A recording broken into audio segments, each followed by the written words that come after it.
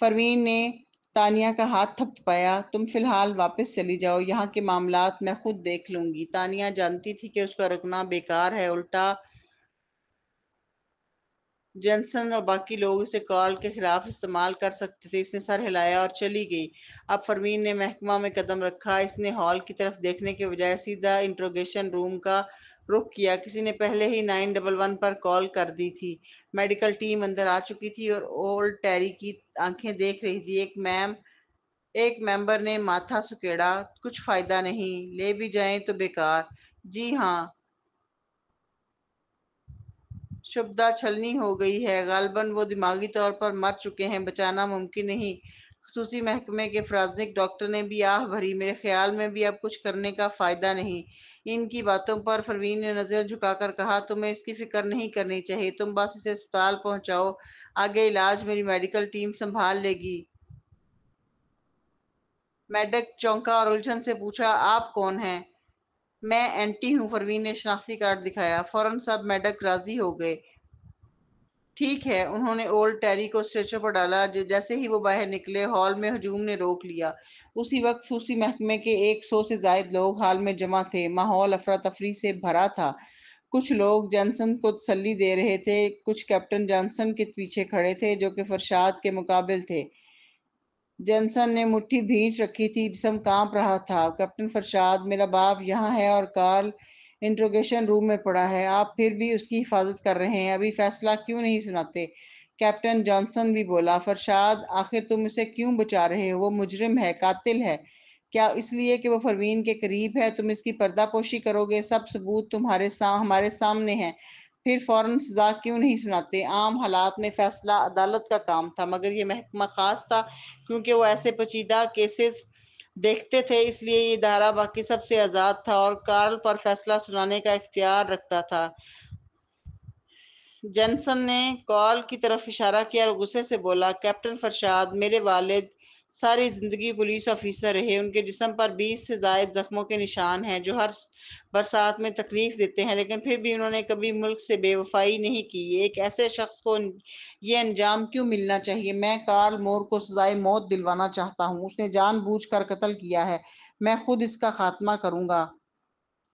Jensen جذباتی تھا، اگرچہ پروین نے کہا تھا کہ وہ اولڈ ٹیری کا علاج کرے گی، لیکن اس کے دل میں امید نہ تھی۔ شبدہ چھلنی ہونے کے بعد بھلا زندہ بچ جانا کیسے ممکن تھا؟ کیپٹن جانسن نے آہ بھری۔ جینسن جذباتی مت ہو، فرشاد سب کو انصاف ضرور دے گا۔ جینسن نے آنسو پونچھے اور فرشاد کو تیز نظروں سے دیکھا۔ فرشاد نے لب بھینچ کر آہستہ کہا، ہمیں اس معاملے کی مزید تفتیش کرنی ہے۔ اور کیا تفتیش؟ جانسن نے غصے سے کہا، یا کیا تم مجھ پر شک کر رہے ہو؟ میں اور اولڈ ٹیری 20 سال کے ساتھی ہیں، ہم بھائیوں کی طرح ہیں، تمہیں مجھ پر یقین نہیں؟ یہ سنتے ہی جینسن نے بھی تیز لہجے میں کہا، کیپٹن فرشاد، میرے والد اور کیپٹن جانسن بھائیوں کی طرح تھے، میں کیپٹن جانسن پر بھروسہ کرتا ہوں، پھر ثبوت بھی سب کے سامنے ہیں، اب اور کیا تفتیش؟ کیا آپ چاہتے ہیں کارل کا مقدمہ اس لیے دبایا جائے کہ اس نے یرغمال چھوڑا اور خود کو پیش کیا؟ میں نہیں مانوں گا، میں قاتل کو کبھی معاف نہیں کروں گا۔ اس کے بعد وہ ساتھیوں کی طرف مڑا، بھائیو میرا ساتھ دو، مجھے بس اپنے باپ کا انصاف چاہیے۔ خصوصی محکمے کے سپاہی دلیر تھے، ان کے کئی ساتھی مشنوں پر جان دے چکے تھے۔ جینسن کی حالت دیکھ کر سب کا دل پسیجا، ان کی نظر میں کیپٹن جانسن اور اولڈ ٹیری بھائی تھے، پھر اتنے ثبوت سامنے ہوں تو بھلا جانسن پر شک کیسے کرتے؟ سب بول اٹھے، کیپٹن فرشاد، ہمیں جواب چاہیے۔ جی ہاں، اس نے ہیرو کو مارا ہے، اولڈ ٹیری ہم سب کے لیے قابل احترام ہے۔ کیپٹن فرشاد، آپ قاتل کی پردہ پوشی نہیں کر سکتے۔ اس وقت بیشتر لوگ جینسن اور جانسن کے پیچھے کھڑے ہو گئے۔ جانسن نے آنکھیں سکیڑی، پہلے کتنی ہی کوششوں کے باوجود لوگ اس کے ساتھ نہ ہوئے تھے، مگر اب اولڈ ٹیری کی موت کے بعد سب اس کے ساتھ کھڑے تھے۔ یہ کمزور کے لیے انسانی ہمدردی تھی۔ فرشاد نے سب کو دیکھا، اس کی نظریں ٹھنڈی اور پرعزم تھی۔ وہ کال کے سامنے ڈٹ کر کھڑا رہا اور بولا، میں قاتل کی حمایت نہیں کر رہا، مگر یہ کیس ابھی بند نہیں ہو سکتا، نہ کسی مجرم کو چھوڑیں گے، نہ کسی بے گناہ کو سزا دیں گے۔ جینسن کی آنکھیں سرخ تھیں، اس نے طنزیہ کہا لگایا، اچھا سمجھ گیا۔ اس نے آنسو پونچھے۔ جانسن بھی غصے میں آیا، فرشاد تمہارا مطلب کیا ہے؟ اگر شک ہے تو مجھے گرفتار کر لو، مگر مجرم تمہارے پیچھے ہے اور تم ساتھی پر بندوق تانے ہوئے ہو۔ وہ سب کے جذبات بھڑکا رہا تھا۔ سب نے فرشاد کی طرف دیکھا۔ فرشاد نے گہری سانس لی۔ جانسن نے منصوبہ بڑی احتیاط سے بنایا تھا۔ اس نے کوئی ثبوت نہیں چھوڑا تھا۔ اب کیس کا پلٹا صرف اولڈ ٹیری ہی دے سکتا تھا۔ فرشاد نے کہا، جب اولڈ ٹیری جاگیں گے ہم انہی سے پوچھیں گے، پھر کال پر فیصلہ ہوگا۔ جانسن نے طنزیہ کہا لگایا، ہاں بس پروین کے ایک جملے پر یقین ہے تمہیں کہ اولڈ ٹیری جاگ جائیں گے؟ فرشاد اس کے شبدہ میں گولی پیوست ہے، وہ بھلا کیسے زندہ رہ سکتا ہے؟ اگر وہ کبھی نہ جاگا تو کیا کارل ساری عمر ایسے ہی بیٹھا رہے گا؟ فرشاد خاموش ہو گیا۔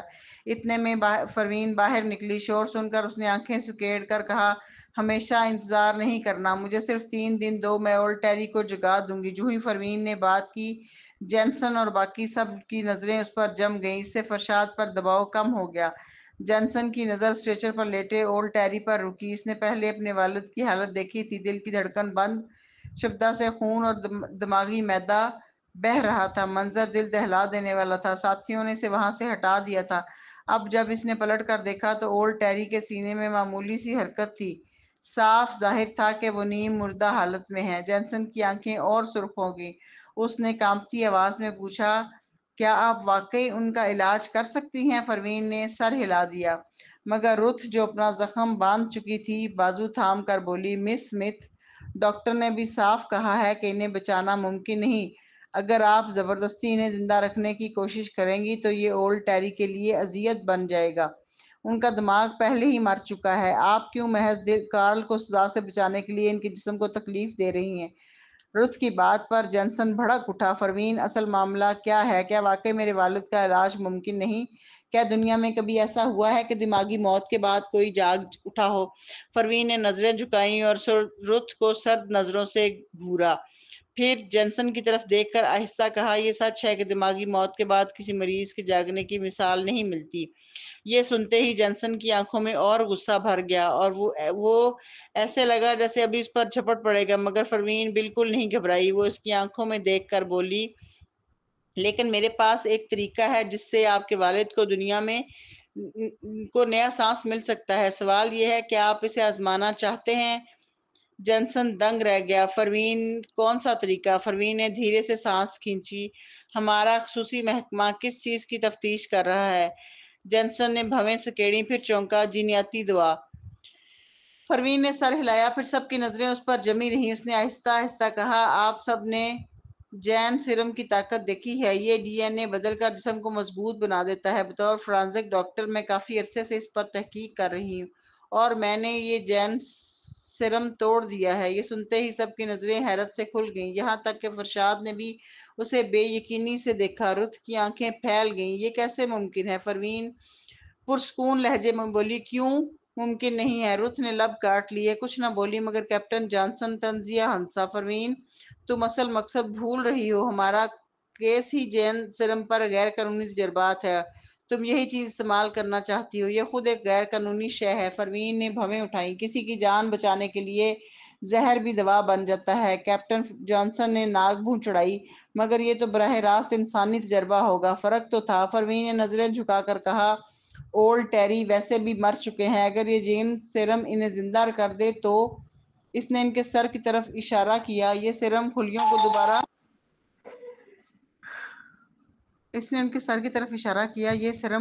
دوبارہ زندہ کرنے کی صلاحیت رکھتا ہے، ہڈیاں جوڑتا ہے اور زندگی واپس لا سکتا ہے۔ نظریاتی طور پر جب تک سانس باقی ہے یہ سیرم اثر کر سکتا ہے۔ کیپٹن جانسن کچھ کہنا چاہتا تھا مگر پروین نے سیدھی نظر جینسن پر ڈالی، میں صاف بتا رہی ہوں، یہ واحد راستہ ہے، 50% امکان ہے آپ کے والد جاگ جائیں، فیصلہ آپ کا ہے استعمال کرنا ہے یا نہیں۔ جینسن نے بغیر سوچے سمجھے کہا، ہاں، اسے سوچنے کی ضرورت نہ تھی۔ کیپٹن جانسن نے گھبرا کر کہا، جینسن تم… اس سے پہلے پروین نے روک دیا۔ کیپٹن جانسن، آپ کیوں اتنے پریشان ہیں؟ کیا آپ کو اولڈ ٹیری کے جاگنے کا ڈر ہے؟ اس کی بات نے جیسے جانسن کو گونگا کر دیا، پھر وہ غصے سے بولا، ایسی بات نہیں، اگر اولڈ ٹیری جاگ جائے تو مجھے سب سے زیادہ خوشی ہوگی، لیکن تم ان کے جسم پر تجربہ کرنا چاہتی ہو، یہ ناقابل قبول ہے، اور اگر اس کے مضر اثرات ہوئے تو وہ تو پہلے ہی دماغی موت کا شکار ہیں، کیا ان کی لاش اور عقیدے کی توہین کرو گی؟ جینسن ایک لمحے کو ہچکچایا، لیکن پروین، جیسے یہ پہلے ہی جانتی ہو، پرسکون لہجے میں بولی، اس لیے میں اولڈ ٹیری کو پہلا مریض نہیں بناؤں گی، پہلے یہ اپنے کسی اور پر آزماؤں گی۔ جینسن نے بساختہ پوچھا، کس پر؟ میرے کزن کوئنٹن پر، پروین نے آہستہ اور واضح لہجے میں کہا۔ آپ سب جانتے ہیں میرے تیسرے بھائی کی تمام ہڈیاں ٹوٹی ہوئی ہیں۔ موجودہ میڈیکل سائنس کے مطابق وہ کبھی نہیں چل سکتا۔ جین سیرم ایسے مریض کو ٹھیک کر سکتا ہے۔ آج ہی میں کوئنٹن پر یہ انجیکشن لگاؤں گی۔ اگر اس کی حالت بہتر ہوئی تو کل یہ اولڈ ٹیری کو دیا جائے گا۔ ٹھیک ہے، یقیناً اگر وہ اپنے سگے بھائی پر اعتماد کر رہی ہے تو اولڈ ٹیری پر کیوں نہیں کیا جا سکتا؟ جینسن نے فوراً سر ہلا دیا۔ ٹھیک ہے۔ پروین نے پھر فرشاد کی طرف دیکھا اور ابرو اٹھا کر پوچھا، کیپٹن فرشاد، اجازت ہے؟ یہ دراصل پوچھا جا رہا تھا کہ کیا وہ جین سیرم استعمال کر سکتی ہے۔ فرشاد نے کیپٹن جانسن کی طرف دیکھا۔ سچ تو یہ تھا کہ اس دوا کا استعمال غیر قانونی تھا، مگر اولڈ ٹیری کی جان بچانے کے لیے فرشاد نے بھاری لہجے میں کہا، اجازت ہے، فیصلہ ہو گیا۔ جب جانسن نے دیکھا کہ وہ روک نہیں پا رہا تو اس کی آنکھوں میں سرد چمک اتر آئی۔ ہجوم چھٹ گیا۔ جانسن اپنے دفتر میں گیا۔ رت ساتھ تھی۔ کیپٹن جانسن، کیا آپ چاہتے ہیں میں کارل سے تفتیش کروں تاکہ وہ اقرار کرے؟ نہیں، فی الحال ضرورت نہیں، جانسن بولا۔ ابھی ہمارے لیے سب سے بہتر یہ ہے کہ خاموشی سے انتظار کریں۔ اسے یقین تھا کہ برتری اس کے پاس ہے، وہ کیسے ہار سکتا ہے؟ پھر اولڈ ٹیری کے شعبہ میں گولی اتر گئی تھی۔ دماغی مادہ بہہ گیا تھا۔ وہ یقیناً مر چکے تھے۔ جانسن کو بھلا یقین کیسے آتا کہ پروین انہیں بچا سکتی ہے، اور یہ جین سیرم یہ اتنا مؤثر کیسے ہو سکتا ہے؟ وہ اولڈ ٹیری کی موت کی خبر سننے کا منتظر تھا، پھر کارل کو سزائے موت دے گا اور اسی بہانے فرشاد کو بھی اس کی کرسی سے اتار پھینکے گا۔ یہ واقعی ایک تیر سے تین شکار تھا۔ مگر رتھ نے تشویش سے کہا، میں نے سنا ہے پروین اولڈ ٹیری کو اسپتال لے گئی ہے جہاں اس کی میڈیکل ٹیم ہے، اور آج رات وہ کوئنٹن کا علاج کرے گی۔ جانسن طنزیہ مسکرایا۔ اچھا، پھر کل اس کے علاج کا نتیجہ دیکھتے ہیں۔ اسپتال میں کوئنٹن سیدھا منہ بنا کر لیٹا ہوا تھا۔ للی اس کے پاس کھڑی اس کے وائٹل سگنلز مانیٹر پر دیکھ رہی تھی۔ اب کوئنٹن کی جان کو کوئی خطرہ نہیں رہا تھا۔ اس کے جسم کے تمام اشارے نارمل ہو گئے تھے، بس ہڈیاں اب تک نہیں جڑی تھیں۔ باقی کوئی خطرہ، فوری خطرہ نہیں تھا۔ وہ کمزوری سے چھت کو گھور رہا تھا کہ اچانک دروازہ کھلا۔ پروین اندر داخل ہوئی۔ اس کے ساتھ جینسن اور خصوصی محکمے کا ایک اور رکن تھا۔ کوئنٹن نے اسے دیکھا اور حیرت سے بولا، بہن، تم نے پھر مرد بدل لیا۔ اس بار تو ایک ساتھ دو بدل لیے ہیں۔ پروین نے اس کی طرف دیکھا، بھویں سکیڑی اور کوئی جواب نہ دیا۔ ساتھ کھڑی للی نے کھانس کر کوئنٹن کو چپ کروا دیا۔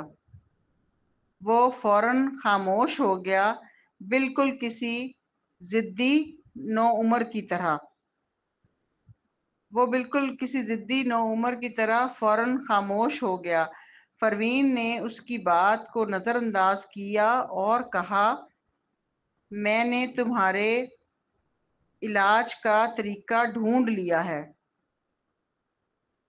یہ سنتے ہی کوئنٹن کی آنکھوں میں چمک آ گئی۔ مجھے معلوم تھا تم کر لو گی، جلدی علاج کرو، میں تو بور ہو کے مر رہا ہوں اور روز ظلم سہنا پڑتا ہے، کوئنٹن نے غصے سے کہا اور للی کو گھورا۔ پروین نے چونک کر للی کو دیکھا۔ للی نے نظریں جھکائیں لیکن ہونٹوں پر شرارت چھپ نہیں رہی تھی۔ پروین، للی نے معصوم بن کر کہا، اوکے باس، مانتی ہوں، میں نے بس اس کا گال کھینچا تھا۔ کوئنٹن بھڑکا، گال کھینچا؟ میں کوئی بچہ ہوں کیا؟ للی مسکرا کر، بچہ نہیں، بس تھوڑا کیوٹ ہوں۔ پروین نے آنکھیں سکیڑیں۔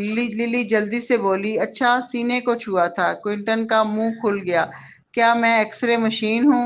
للی ہنس کر بولی، نہیں، بس دل کی دھڑکن چیک کر رہی تھی کہ میرے لیے تیز ہوتی ہے یا نہیں۔ کوئنٹن سر پکڑ کے بیٹھ گیا۔ پروین اب بھی خاموش تھی۔ للی نے پھر کہا، اور بس تھوڑی سی ٹانگ۔ کوئنٹن، میں چلتا پھرتا جم انسٹرومنٹ ہوں، للی نے آنکھ مار کر کہا نہیں، بس سوچا اگر لڑکھڑا گئے تو میں ہی تھام لوں گی۔ پروین نے گہری سانس لی جیسے صبر کی آخری لمٹ پر ہو۔ للی نے ہاتھ جوڑ کر کہا اور کچھ نہیں؟ او ہاں، گلے کی ہڈی بھی۔ کوئنٹن نے دانت پیسے۔ کیا میں اسکیلٹن ہوں؟ للی شرارت سے ہنسی۔ اسکیلٹن نہیں، ہینڈسم ماڈل ہو۔ بس میں نے کوالٹی چیک کیا تھا۔ کوئنٹن شرمندگی سے خاموش ہو گیا۔ للی نے فوراً کہا شکایت مت کرنا، باس نے اگر نکال دیا تو میرا ریزیومے بنے گا اسپیشل سکلز۔ کوئنٹن کا دل چیک کرنا، سانس گننا، مسکراہٹ ٹیسٹ کرنا۔ اور بتاؤ دنیا کی کون سی کمپنی ایسے ٹیلنٹ کو ریجیکٹ کرے گی؟ کوئنٹن کا انداز نارمل تھا، پھر اس نے سیدھا پروین کی طرف دیکھ کر کہا اچھا، علاج کا طریقہ کیا ہے اور یہ دونوں آدمی کیوں آئے ہیں؟ پروین نے لمحہ بھر خاموشی اختیار کی، پھر سنجیدہ لہجے میں کہا میں نے جن سیرم نکالا ہے، اب میں اسے تم پر آزمانے جا رہی ہوں۔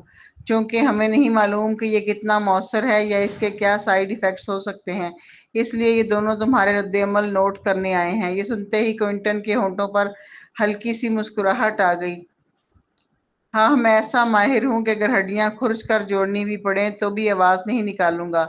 چلو شروع کرو۔ پھر اس نے ایسے انداز اختیار کیا جیسے پھانسی گھاٹ جا رہا ہو۔ پروین نے بھویں اٹھائیں، یہ بات اس نے جان بوجھ کر کہی تھی۔ کوئنٹن کو دکھاوا پسند تھا، اس نے اسے یہ بتا دیا تھا کہ یہ دونوں اس کی کیفیت ریکارڈ کرنے آئے ہیں۔ یوں کوئنٹن جان بوجھ کر خاموش رہے گا۔ ٹوٹے ہوئے ہڈیوں کا علاج بے حد تکلیف دہ تھا، بے ہوشی کی دوا استعمال نہیں ہو سکتی تھی، سارا درد کوئنٹن کو خود سہنا تھا۔ یہ سوچ کر پروین نے سر ہلایا اور للی کو کہا شروع کرتے ہیں۔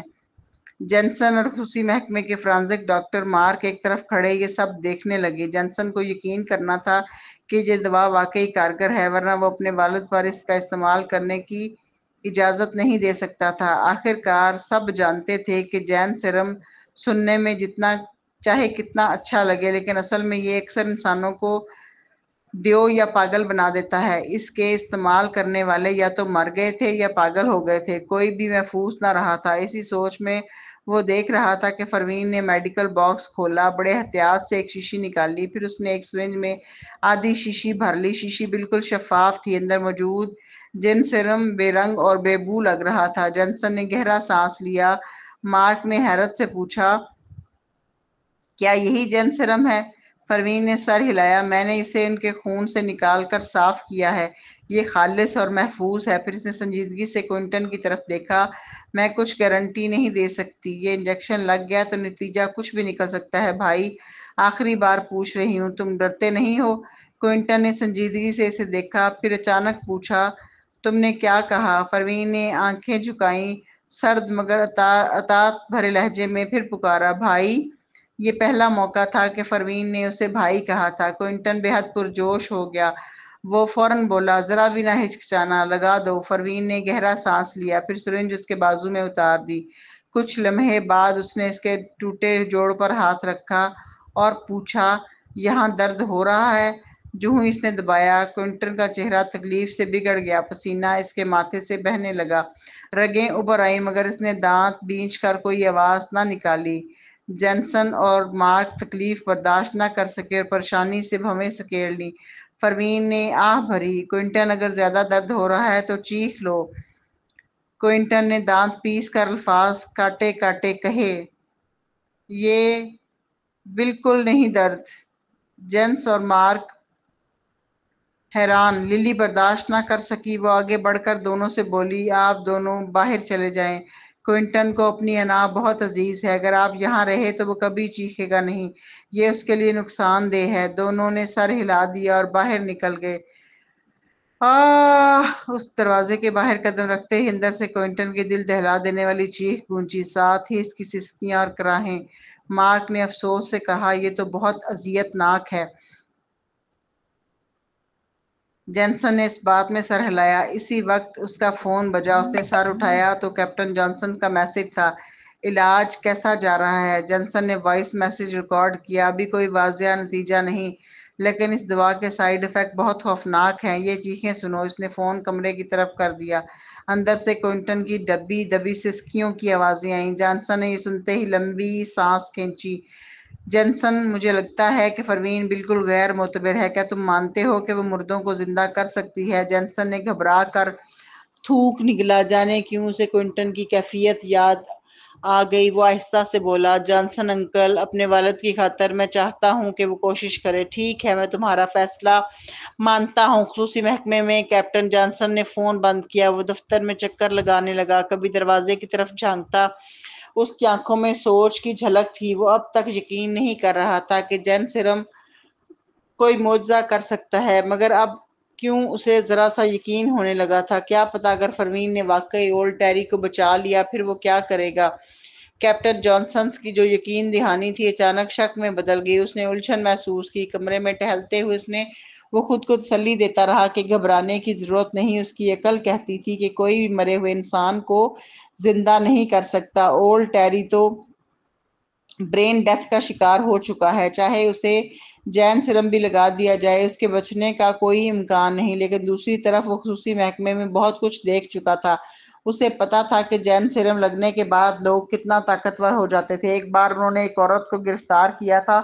اسے جین سرم لگنے کے بعد وہ اتنی مضبوط ہو گئی تھی کہ اس نے اپنی آنکھوں کے سامنے 150 کلو وزنی چیز کو اٹھا کر دور پھینک دیا تھا۔ جتنا وہ اس کے بارے میں جانتا گیا، اتنا ہی اس کے دل میں جین سرم کے لیے احترام پیدا ہوا۔ کیپٹن جانسن نے گہری سانس لی اور کرسی پر بیٹھ گیا۔ دروازے پر دستک ہوئی۔ اندر آؤ۔ رتھ اندر آئی۔ اس نے اسے دیکھتے ہی پوچھا، کیپٹن جانسن، آپ کی طبیعت ٹھیک نہیں لگ رہی، کیا میں کچھ مدد کر سکتی ہوں؟ رتھ کا بازو اب بھی پٹیوں میں بندھا ہوا تھا۔ جانسن کی نظر اس کے زخم پر ٹھہری، پھر اس نے آہ بھری۔ میں سوچ رہا تھا کہ پروین کا جین سرم کیا واقعی کسی کو بچا سکتا ہے؟ یہ سن کر رتھ کی آنکھیں سکڑ گئیں۔ کچھ دیر بعد اس نے کہا، کیپٹن جانسن، شاید آپ نہیں جانتے، لیکن جین سرم انڈر ورلڈ میں بہت مشہور ہے۔ یہ انسان کے جینز کو بہتر بنا کر انسان کو مکمل بنا دیتا ہے، لیکن وہ خفیہ تنظیم جو یہ سرم بناتی ہے اس کی پیداوار اتنی کم ہے کہ عام لوگ تو لائن میں بھی نہیں لگ سکتے۔ یہ کہہ کر اس نے اپنے ہونٹ کاٹ لیے۔ ارے مجھے اپنی زبان قابو میں رکھنا چاہیے۔ مطلب یہ کہ آپ کو مس سمتھ کے جین سرم کو راز میں رکھنا ہوگا، ورنہ نہ جانے کتنے لوگ اس سے لڑ پڑیں گے۔ یہ سنتے ہی جانسن کی آنکھیں تنگ ہو گئیں۔ اس نے چند رسمی باتوں کے بعد رتھ کو باہر نکال دیا، مگر رتھ کے باہر نکلتے ہی اس نے فوراً فون نکالا اور ایک غیر ملکی فورم میں لاگ ان کیا۔ وہاں اس نے پوسٹ کیا، جینیاتی دوا بطور زندگی بچانے والی دوا استعمال ہو سکتی ہے، یہ تو مردوں کو بھی زندہ کر سکتی ہے۔ اس تھریڈ کے نیچے اس نے تفصیل سے لکھا کہ پروین نے قیدی کے خون سے جین سرم نکالا اور اب وہ اسے اپنے مفلوج رشتہ دار پر آزمانے جا رہی ہے۔ اس کے بعد وہ اسے ایک شدید زخمی ساتھی پر بھی لگائے گی، لیکن اس کے لیے 3 دن انتظار کرنا ہوگا۔ پوسٹ ہوتے ہی کئی گمنام لوگوں نے سوال شروع کر دیے۔ ایک نے تو براہ راست جانسن سے پوچھا، آسٹن، کیا یہ خبر قابل اعتبار ہے؟ یہ دیکھتے ہی جانسن پرجوش ہو گیا۔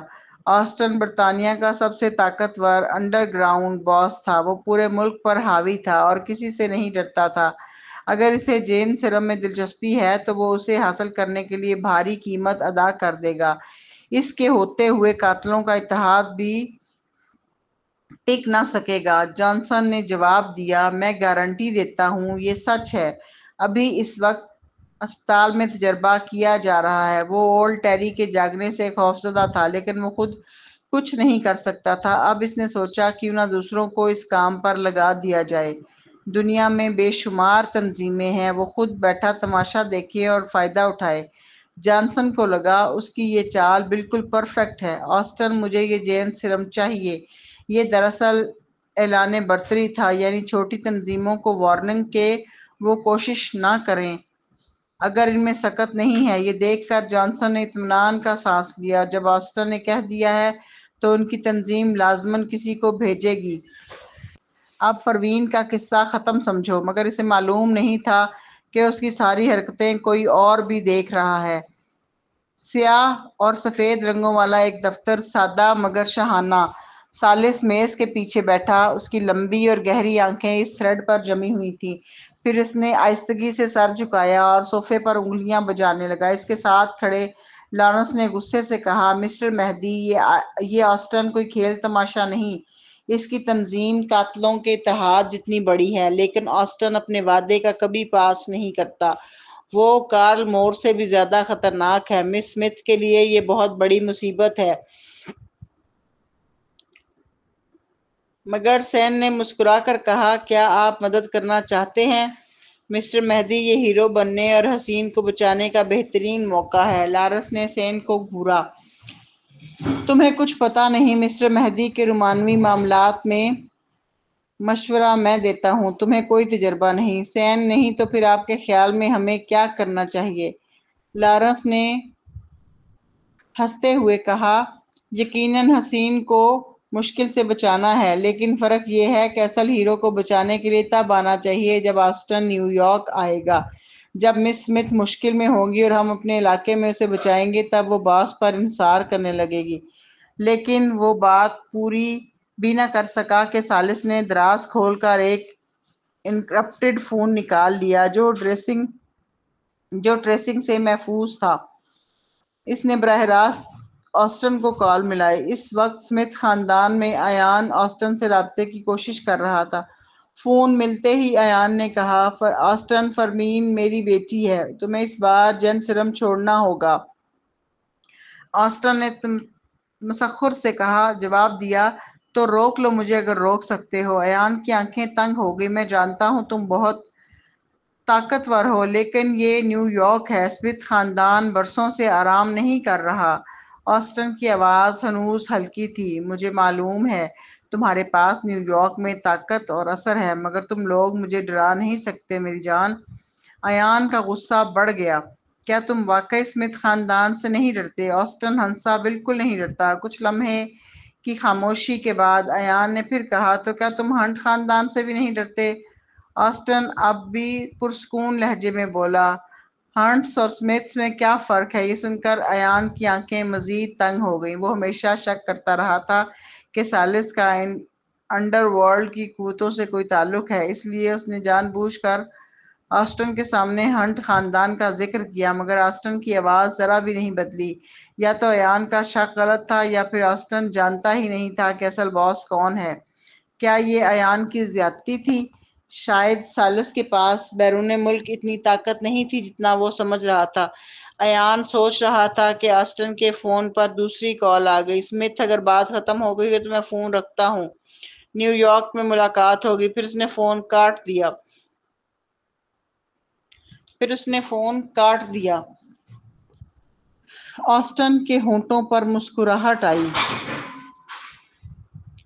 یہ دونوں خاندان صرف نیو یارک میں شیر بنتے ہیں، لیکن بیرون ملک وہاں ان کی کوئی حیثیت نہیں۔